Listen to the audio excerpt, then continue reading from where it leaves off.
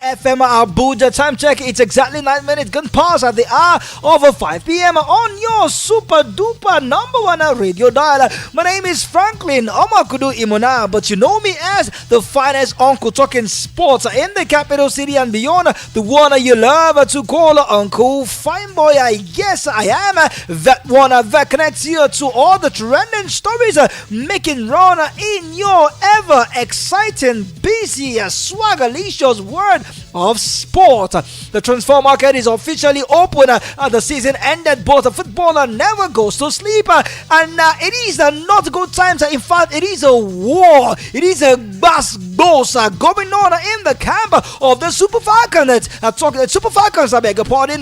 Coach Randy Waldrum is dragging the agbada of the NFF president, Aguso. And Aguso is saying that Nigerians, help, this man want to take us to where we don't know. He says that Nigerians are debunked this matter. This man is bereft of ideas. This man don't know what he's saying. This man do not have plans. In case we don't go far, blame it on Coach Coach Randy Waldron. He is bereft of ideas. How dare he say that? Does he know who he is? Does he know who I am? All these are going on in the camp of the Super Falcons. And just when we are thinking that we might not just have it that bad in Super Falcons, guys, the Super Eagles have dropped from the FIFA ranking that was released earlier yesterday. Wow, talking about poor performances, talking about the coach not knowing what to do with his players, talking about a bad coach and bad results. This is the result. Talking about performances that are nothing to write home about, but just when we are crying and saying, "Oh, who will deliver us from a footballer?" It is happy times in boxing as Nigerians has been cemented as the first African country to win a title medal in boxing, and a certain Gbadamosi, a 21 years old lady, make that happen. And also rather come 8:15 p.m. it will be race time. Toby Amusa, he will be on the track to also see how she can qualify for the next athletics championship that will be going down sometimes in September. Finally, Manchester United got their man. But a certain Hakim Ziyech move to Saudi Arabia as a collapse. It is a dead on arrival. Nothing seems to go well for him, and he's crying, "Oh, my village people have done it too. My village people have they have reasoned my matter. My village people are also on it again." And from the camp of the Tigers, a new head coach has been appointed. All these and many more are loading on your show this evening. You don't want to go anywhere. You don't want to touch it because it is a TGRF edition. Thank God it's a Friday on the 30th day in the month of June 2023. And on this special occasion, I will be taking you to history books. 10 players that surprisingly haven't won the Ballon d'Or. Who are those 10 players? You just have to stay tuned to find out. Don't go nowhere. I will definitely be right back.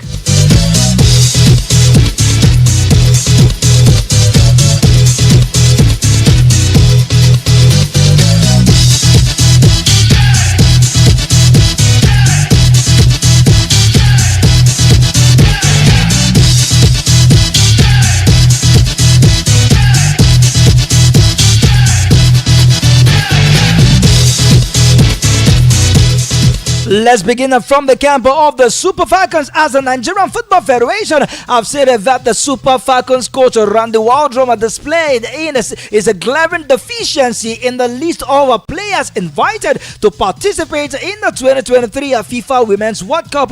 The American tactician had in an outburst in the media stated that the federation imposed a home-based goalkeeper on him, which he refused.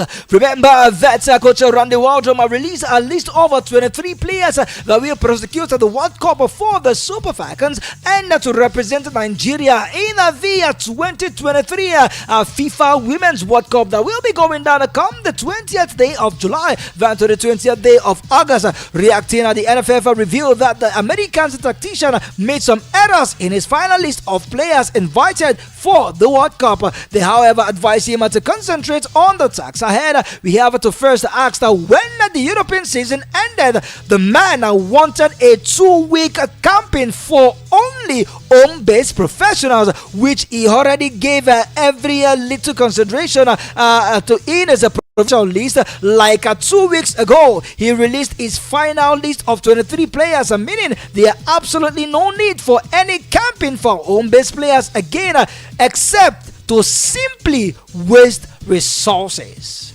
Now, Coach Randy Waldron gave out his list of players and said, these are the players I needed, 23 of them.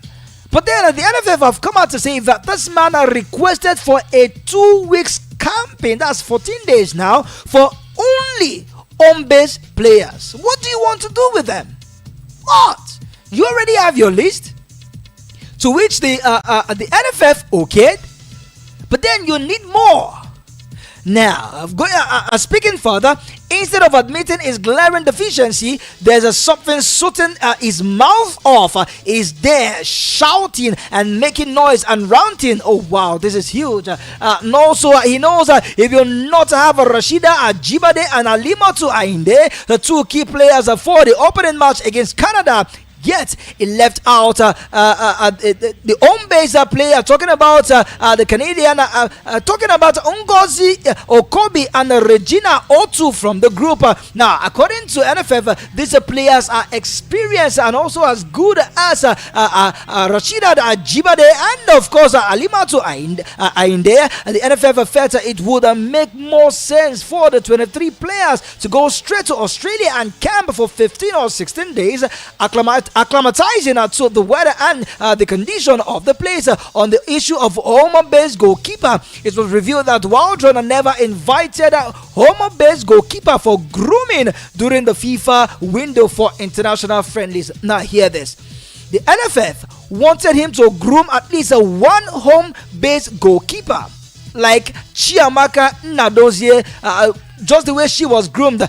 Instead, he kept bringing Yewande Balogu, who actually started as a goalkeeper coach, all the time without consideration for a home girl. The same lady has only kept once in goal a friendly match in over 2 years, and only because Chiamaka was badly injured in a friendly in Mexico. This is a really not good at all. Talking about the rancor that is currently ongoing and in the camp of the Super Falcons, it is something that we must look at, because if these people will go talking about the Super Falcons and their coach leave the shores of Nigeria with this kind of attitude, I'm so sure that we might not just go far in this tournament. One man joins us on the show this evening. Chukunonso Arinze,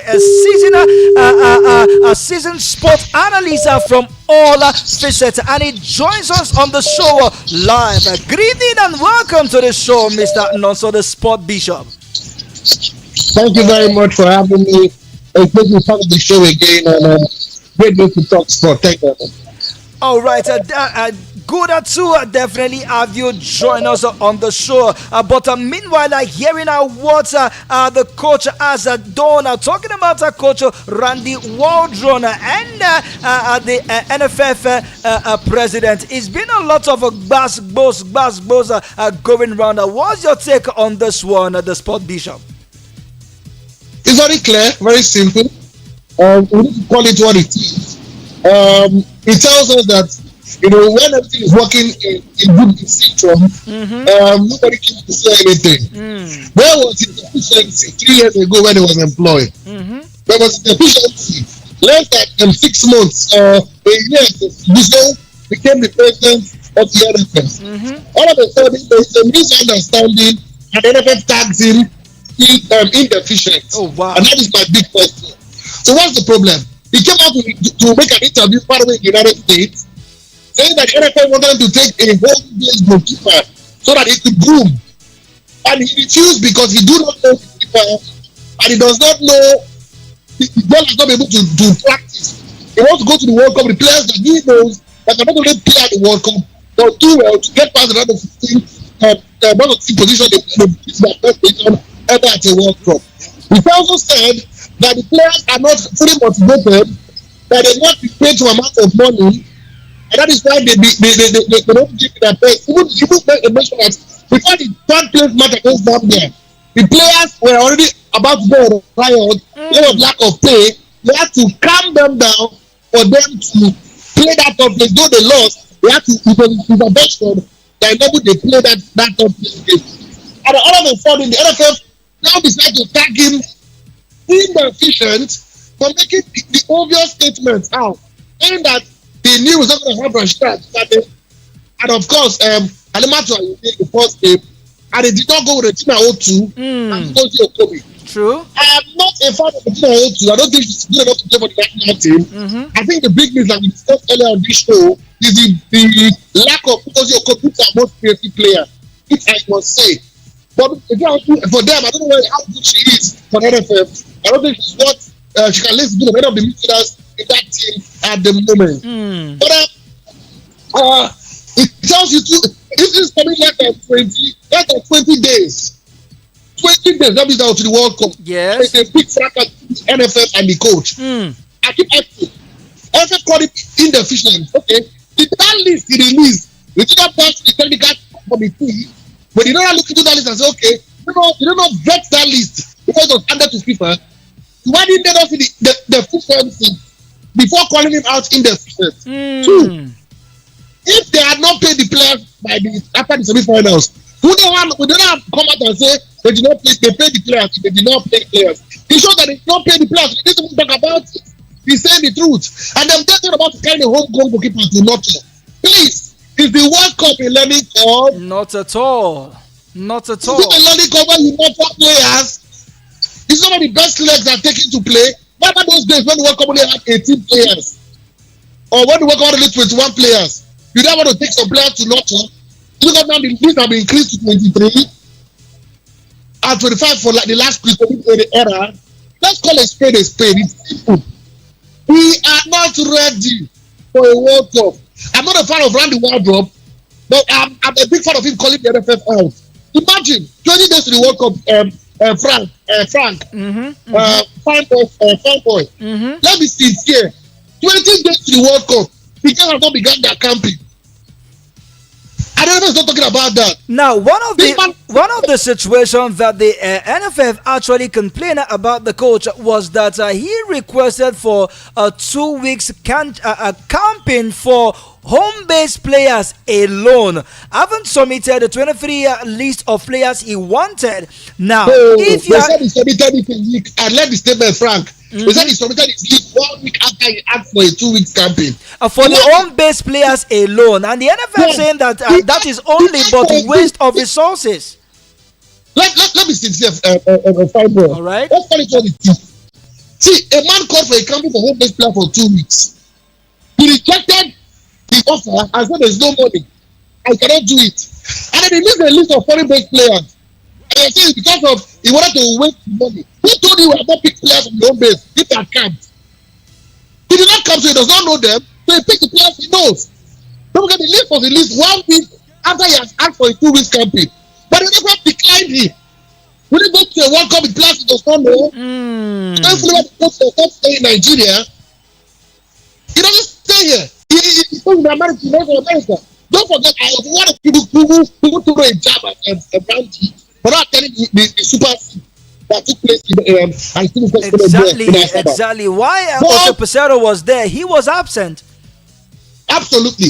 But if the man had called for camping for 2 weeks, give the man a camping. This is the national team for crying out loud. The apex team in Africa without football. That's for true. Crying out loud.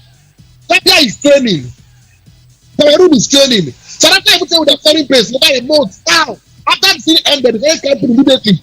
We are here 20 days to the World Cup, and Nigeria have not started camping. Instead, they never interested in giving them a dinner. Dinner the transport. Is that what the players need to move to at the World Cup? All right, so before I let you go, the sport bishop, with all this rancor, all these dirty fights in the public, what do you think will become of the Super Falcons going to the World Cup? Do you think that we should have our hope high for the Super Falcons? See, Frank, let me can you hear me now? Loud and clear. Before this got happened, I thought we're going to participate.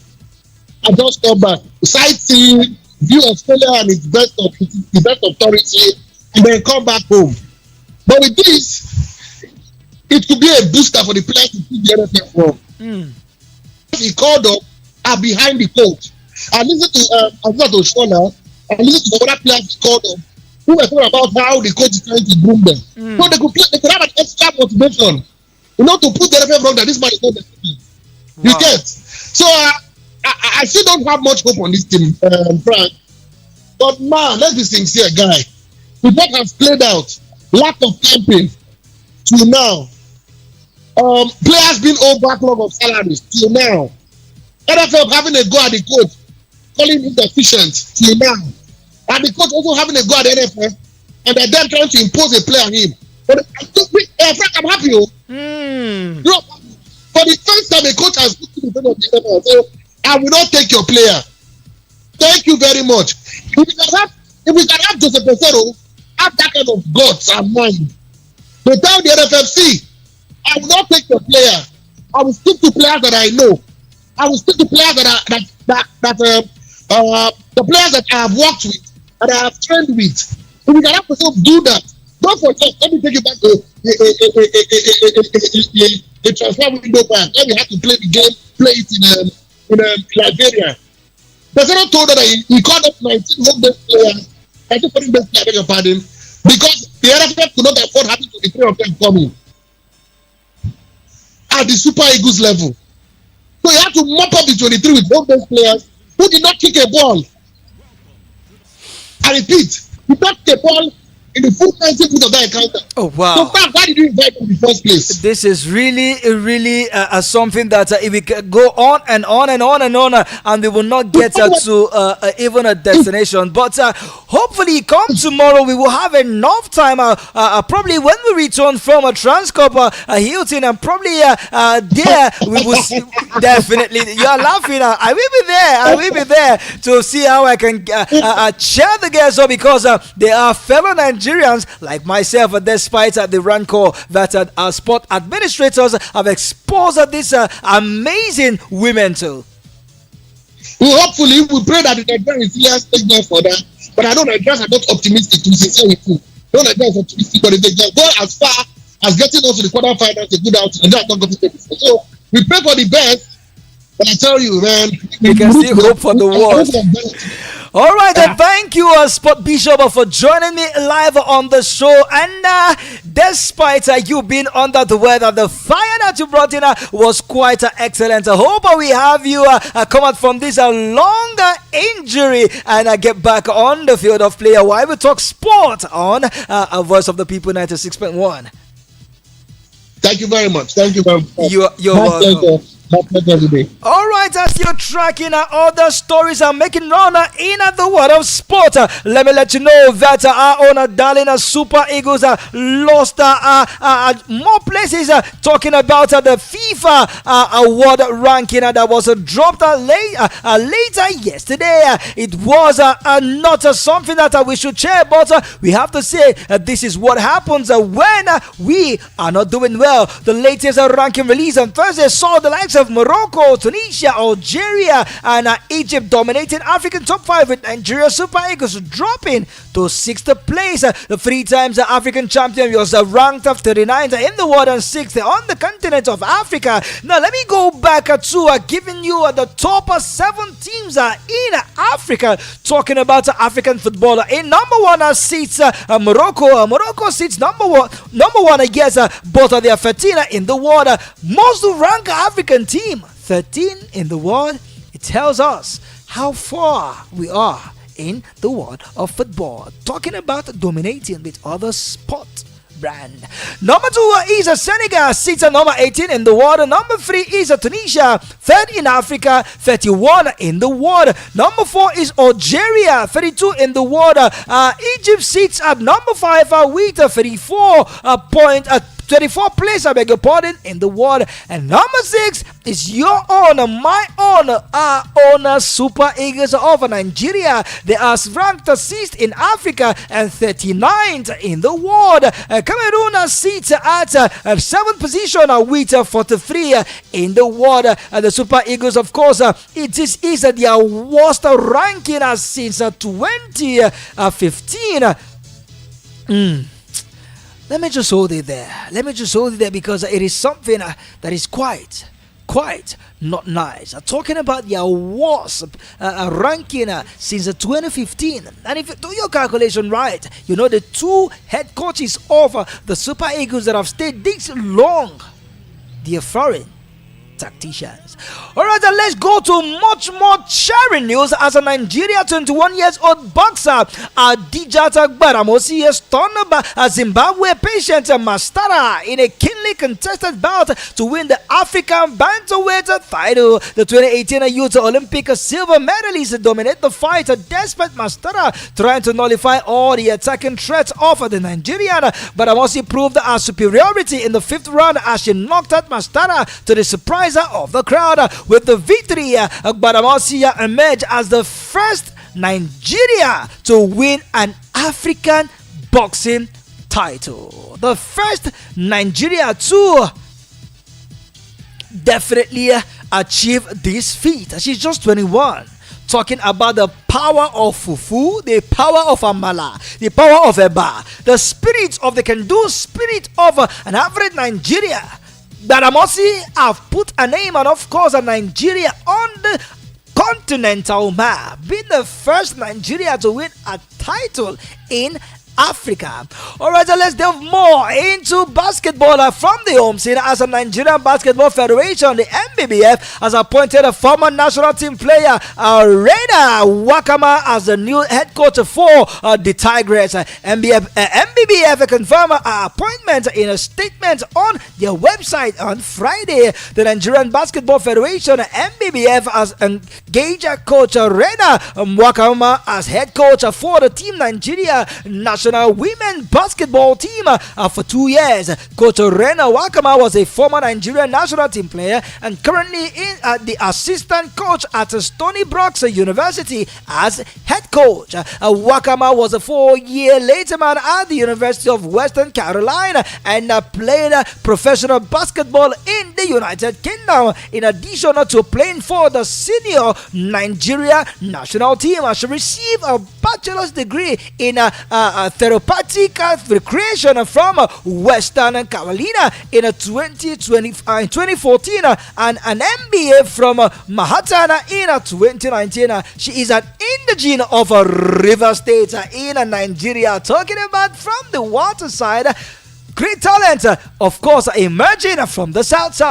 Alright, let's delve out of the shores of Africa. But before then, let me let you know that come 8:15 p.m. tonight, your own legend, my own legend, our own legend of sport, talking about Toby Amusa. She will be in action later tonight to put smiles on the faces of Nigeria as she gets set to prepare for the Diamond League that will be going down in Switzerland. Yes, that is where the trials will be going down, but she will be participating to take Nigeria, probably put us on the faces in the world as she prepare for the World Athletic Championship. Toby Amusa, we wish you all the best as you set sight to dominate.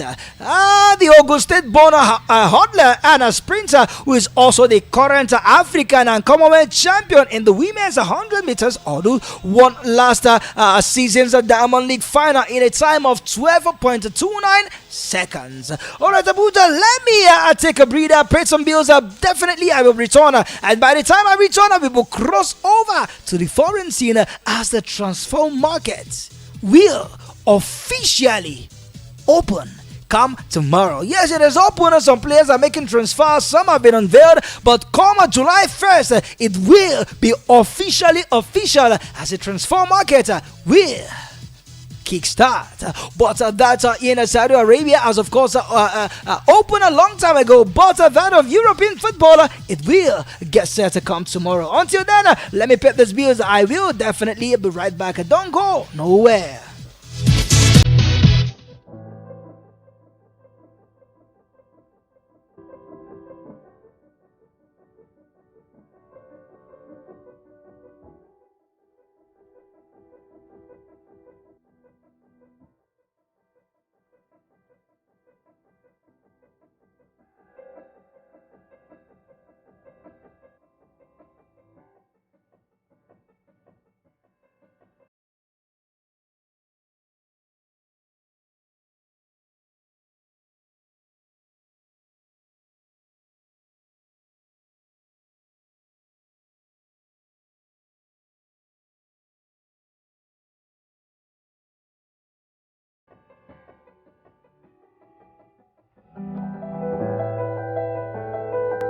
We are your Romeo. Be our Juliet. Visit any of our branches today for a long-lasting memory. Romeo's Pizza, the pizza champion USA. We quench your pizza taste. The secret is in our sauce.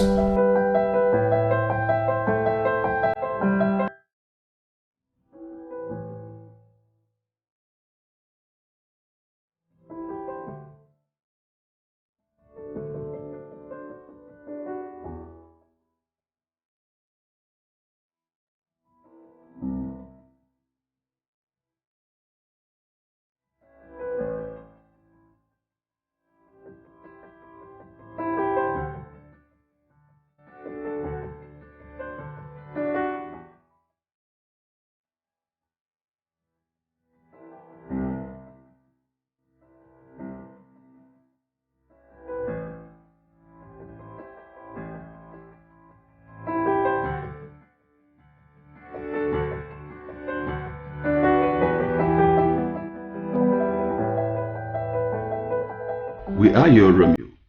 Be our Juliet. Visit any of our branches today for a long-lasting memory. Romeo's Pizza, the pizza champion USA. We quench your pizza taste. The secret is in our sauce.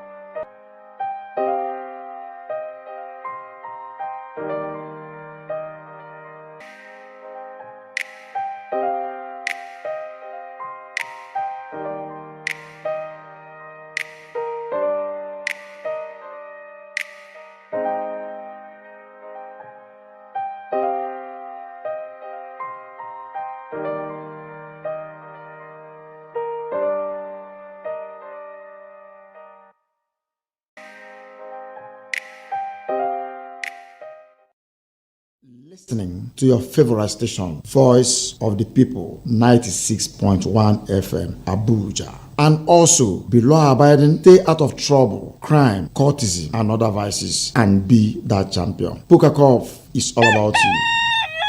Bye there. Inakwana. Good morning. Ilahiala. Ekaro. Obohia. Good morning. Mewo. Edio. Tutuama. Heideo. Good morning.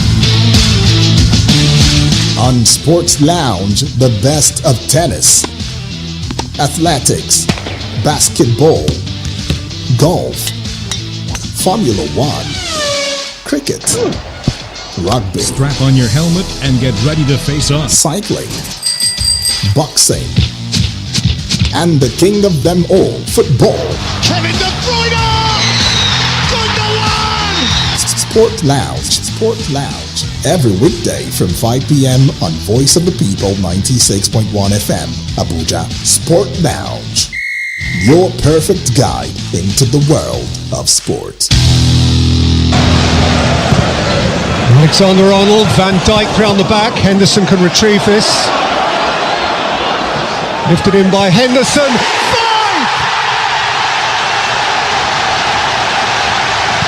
Darwin Núñez, day of his life.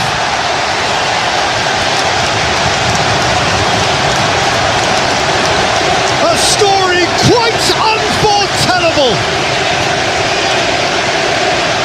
Who saw it coming? Who could have dreamt this up? United are in shreds.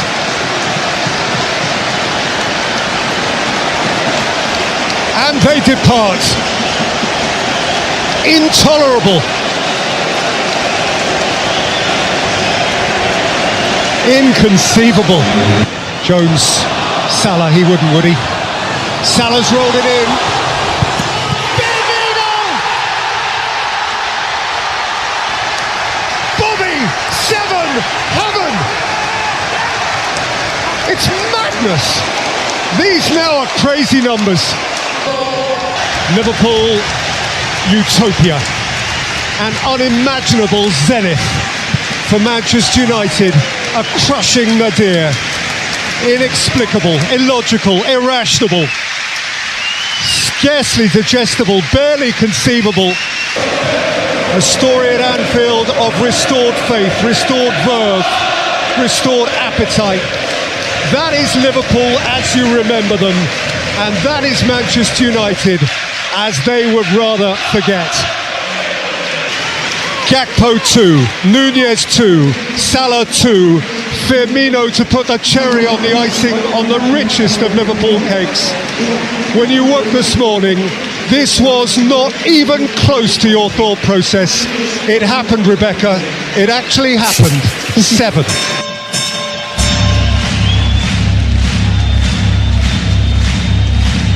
Ladies and gentlemen, welcome to the Sports Lounge.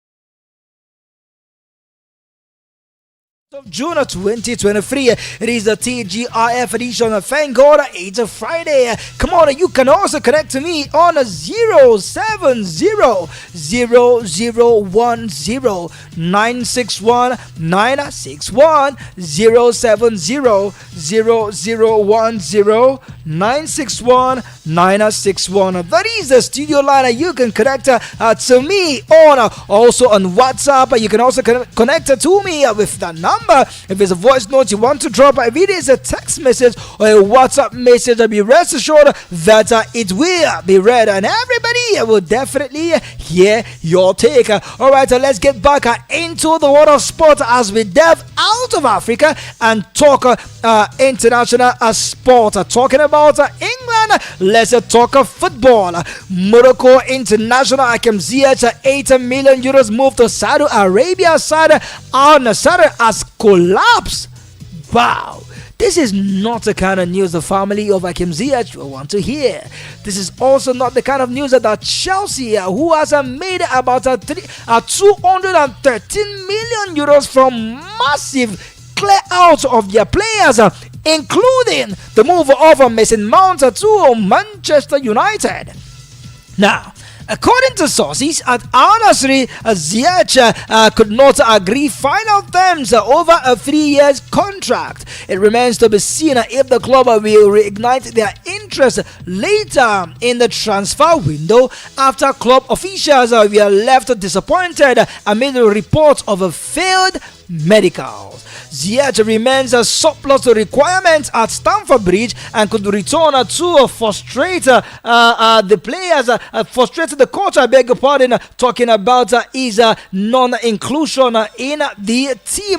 Chelsea are willing to accept a low fee from Cristiano Ronaldo's Al Nassr to see their unhappy winger leave West London. Ziyech, who was signed for 33 million euros from Ajax in 2020, played 24 times last season, but the majority of his appearances came from the bench, and he has 2 years left in his contract.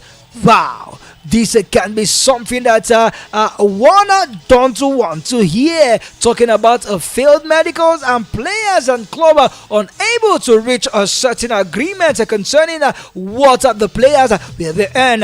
Unlike Hakim Ziyech, let me let you know that according to Di Marzio, talks are currently progressing between Manchester United and the Inter Milan goalkeeper Andre Onana. The Cameroonian is set to join Manchester United when the final deed is being done.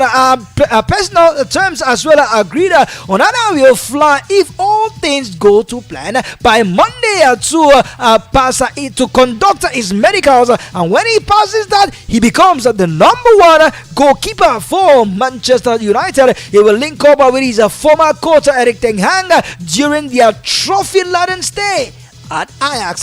This throws the future of David De Gea into clarity now, as Manchester United are no longer interested in his services. His contract ends today by midnight. He will no longer be a player of Manchester United, as his 6 years contract is signed will definitely be off the book.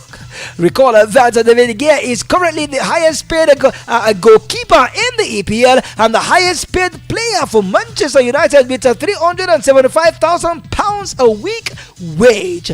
With that, he will be off their book. Talking about Manchester United. Wow, this is really good news for Manchester United fans who have equated more than half of the goals conceded last season in all competition to the fault of David De Gea. Alright, let's keep progressing as I wait your calls on 070,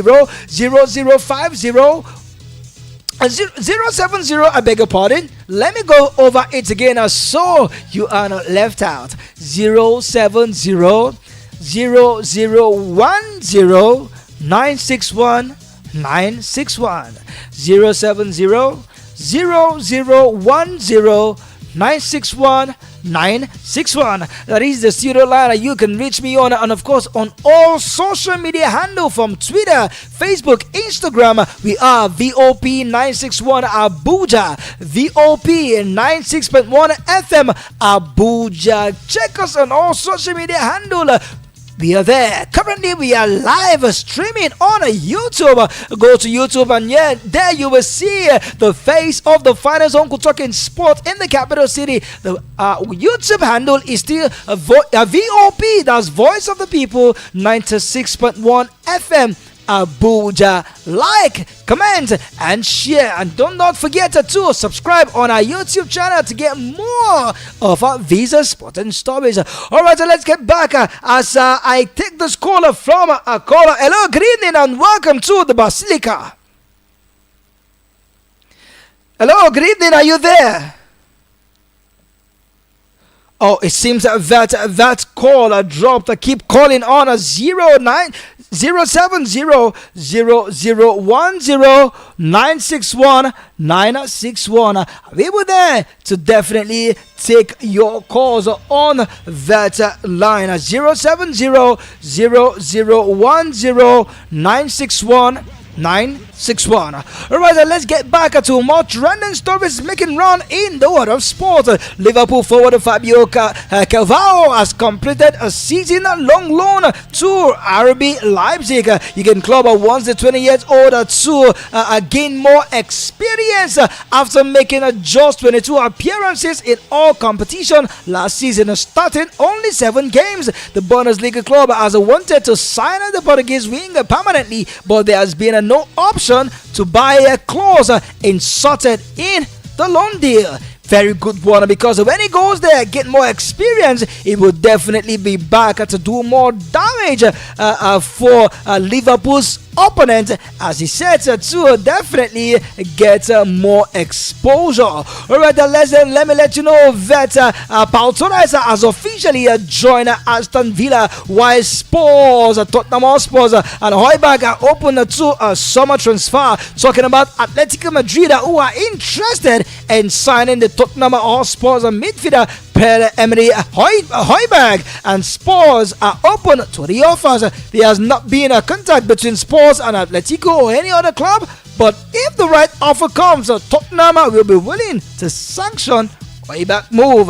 Yes, talking about teams letting their player go. Today, the 30th of June 2023, so many players' contracts will be officially off the book. Talking about the likes of De Bruyne, João Cancelo, and of course the likes of João Cuadrado of Juventus. He will leave on a free transfer. These are the players that teams will definitely scrap to get. Meanwhile, Arsenal, Chelsea, Manchester United are still thinking, doing a tinini whether they should go for Brighton and Albion midfielder Moises Caicedo. We are hearing that so far so well, no bid has been dropped for him, but I am so certain that Moises Caicedo come next season will not be a player of Brighton and Albion. Meanwhile, Seamus Coleman have signed a new 1-year deal with Everton until the end of June. The Republic of Ireland right back, who is 34 years old, was appointed club captain in 2019 and is the toughest, longest serving current player, just like David De Gea, who should I say was now, maybe was, because it's not official that he will be leaving, or maybe he will remain at Manchester United as a second choice goalkeeper. What a demotion. But Coleman is the longest serving player for Everton. And let me let you know that in the world of the transfer market, Arsenal are still dragging their feet over the transfer of Netherlands defender Julian Timber, who is 22 years of age. But if everything goes according to plan, come this weekend, he will set to undergo a medical at Arsenal. Meanwhile, Chelsea are still pursuing the deal of a Belgian striker, Romelu Lukaku, even though Chelsea are begging him to join a Saudi Arabian club, Al Hilal, that we want about 45 million euros, a player Chelsea bought for 115 million euros. But Chelsea do not mind the loss in that deal. Meanwhile, England defender Eric Dier's future is in question as Tottenham as he's only the one. He only has 1 year left on his contract and has not signed a contract extension. But the 29 years old wants to fight for his place under new coach Angela Postecoglou. Meanwhile, Juventus, Borussia Dortmund and Bayern Munich are interested in Sheffield United England under 20 forward Daniel Jebinson, who is just 19 years of age. Manchester United and Chelsea are both interested in Aston Villa Argentina goalkeeper Emiliano Martinez. These I can tell you for a fact that Manchester United are not in that deal. They are only linked to him due to his release clause. Maybe other clubs will shoot for him, because Manchester United is one team that the media and clubs are using to cash out. Ivorian Zaha will become a free agent come today, but the Ivorian forward, 30 years of age, remains in dialogue with the Crystal Palace, so could agree a new deal. Meanwhile, Manchester United manager Eric Ten Hag has blocked English goalkeeper Tom Hurton, who is 37 years of age, from moving to Luton Town amid a continued uncertainty over the future of Spanish goalkeeper David De Gea. Manchester United are still in the battle for Andre Onana. Maybe that would just quell every noise that might just go down. Meanwhile, let's delve into the world of tennis quickly, as world number one Iga Swiatek has pulled out of a semi-final at the Bad Homburg Open because of illness. Swiatek has reached the last four of the WTA Tour grass court event for the first time and had been due to play Italian Lucia Brosetti on Friday. The 22 years of age from Poland is set to face China Xiaolin in the first round at the Wimbledon next week.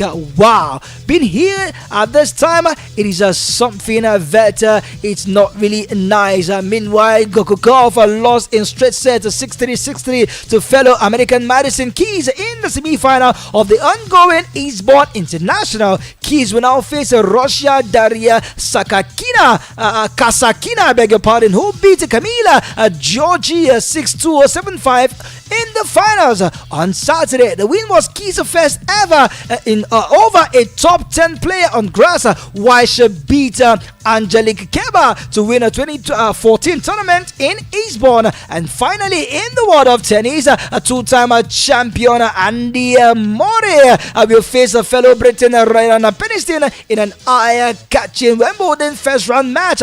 Murray, who is at 36 years of age, missed out on a sitting for the grass court Grand Slam event, leaving him open to facing a higher ranked player in the first round. I'm sorry, even though your calls are coming, Abuja, I cannot just take your call because I am pressed for time. But I will be back come tomorrow bright and early in the afternoon by 3 p.m. It will be a 3 hours sports talk show with some sports analysts in Abuja, as they will be joining me on the show come tomorrow. You don't want to miss it because there are lots of prizes, giveaways, airtime to be won. All you need to do is to stay tuned to Voice of the People 96.5 FM as we talk sport on Sports Soccer Board. Keep a date, 3 p.m. tomorrow, all through 6 p.m. I will be right back. But from me to you is I'm done and I'm gone. God bless, no stress. Happy Friday, happy salary day, and happy new month in advance.